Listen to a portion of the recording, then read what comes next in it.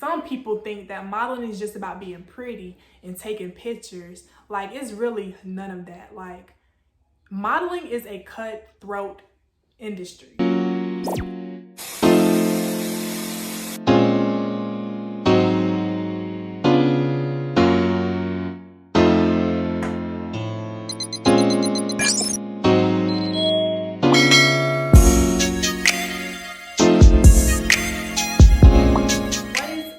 Crew, it's your girl Laura McKenzie, and I am back again with another video. If you're new to my channel, thank you for joining. Don't forget to subscribe and ring that bell. So as you can tell by the title, we are going to be doing a little model talk. These questions have been asked on my Instagram, and I really haven't had the chance to explain them.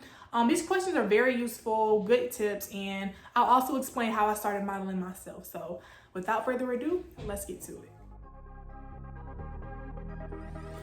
So growing up, the compliment that I would get all the time is, "Lauren, you are so tall." Hearing that all the time is just like, okay, I get it, like I'm tall, okay, but then I started to think like, dang, I need to do something with this height.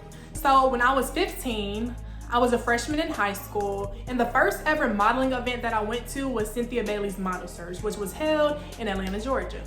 Now keep in mind, I didn't know anything about modeling and I did not do my research. And now that I look back at it, I feel like if I would have done that, I would have had a tad bit of knowledge, just a little bit. But throughout those 3 days that I was there, Cynthia Bailey provided us with workshops just to help us with, like self-esteem and acting, walking. And I just feel like that's very useful because I really feel like modeling can help with self-esteem, and it really helped me as I progressed and got older.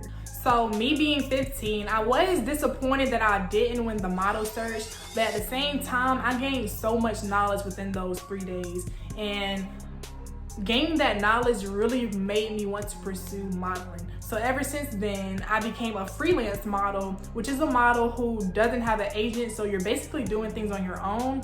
And I was just doing that for the past 2.5 years.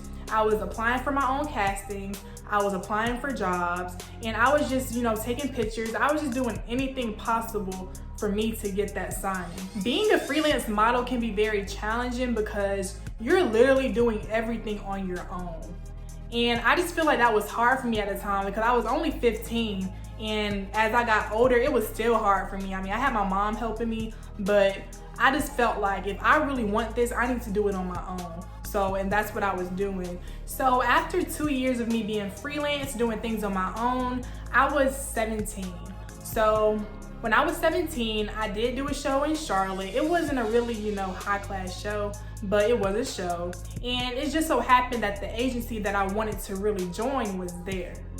So when I noticed that, I was in my zone, okay? When I tell y'all I was doing it, I was doing it up. So when that happened, I called my mom. I was like, "Mom," I was like, "the agency that I want to be with, you're literally sitting right beside them." She was like, "I am." I was like, "Yeah." Now keep in mind, this specific agency denied me about 6 times. And it was just so ironic how they were at that show.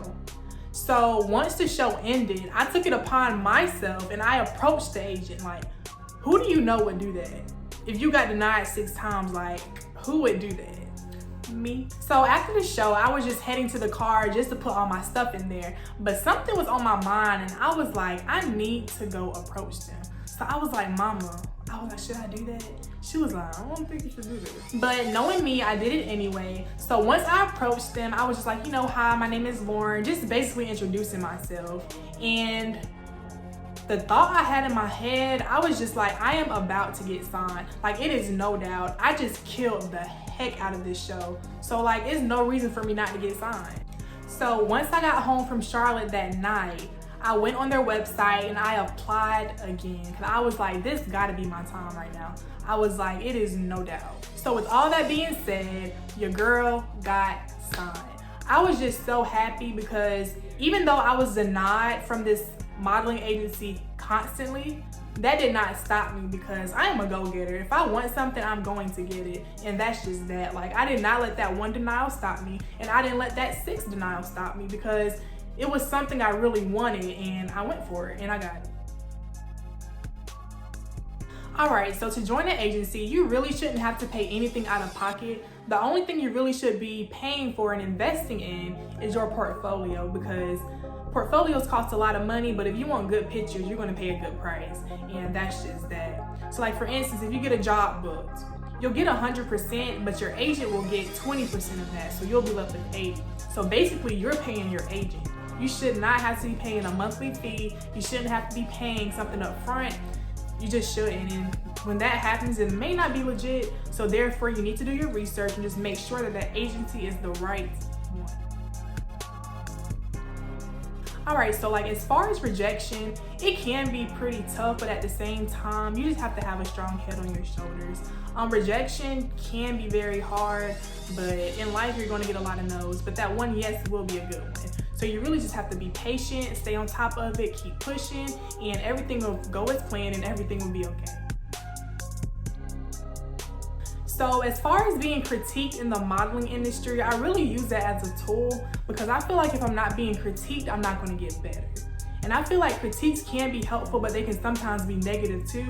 But as far as the negative critiques, I just use that as a lesson as well, and I just bounce back from it. But if there is something that I really need to improve on, I'm going to keep working at it because I want to get better.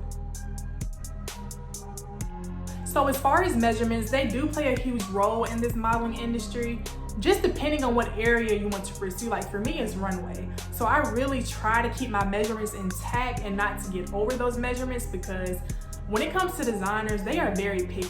Like if that designer wants a girl with a 24 waist, you better have a 24 waist. Like they are just very specific. So in order to keep your measurements intact, you gotta make sure you eat healthy and just stay fit. Like don't slack up. So as far as me becoming a sign model, it was a very, very long road. Like some people think that modeling is just about being pretty and taking pictures. Like it's really none of that. Like modeling is a cutthroat industry. It is super hard. And in order for me to get signed, it took me about 2.5 years, and I thought I was gonna get it like that. So in order for me to get that signing that I wanted, I had to work for it. I had to go through rejections, and I just really had to just push myself, and I eventually got it. When it comes to posing is very, very hard. I don't care what nobody said. So when I first got in front of the camera, like I honestly did not know what to do. My nerves were on 10. So I was like, this is my first time actually doing a legit photo shoot. So what I was doing, I felt so awkward. But as times progressed, I practiced in my mirror, and I was just, doing poses like, do I need to put my chin down? Do I need to look to the side? Like, you just do different stuff, and just to see if that best fits your pictures. And as far as like posing, like doing the most random stuff turns out to be the best photos. Like, it's crazy. In the modeling industry, it is so many different areas of modeling. You have runway models, you have print models, and you even have commercial models. So I just really feel like you have to find out which area of modeling really fits you. But at the same time, it is good to go out your comfort zone. Like I'm not really a fan of commercial modeling, but if I need to do it, I will do it. You just really have to find what best fits you and just pursue it. So as far as height, it really does depend on what area you want to pursue. Like for me, I want to pursue runway and editorial. So the height requirements for that is 5'9" and above. But don't get me wrong, there are some short models out here that are runway models and they're actually making it. But it just really depends on like the agent. Like an agent may make an exception for you if you have a complete package and you're short. Like it just depends. So that concludes my video. I hope I was able to provide some good tips, some good information, and just to let you all know, like you can pursue anything you want in life, just do it. So don't forget to like, comment, and subscribe. Kenzie Crew, signing out.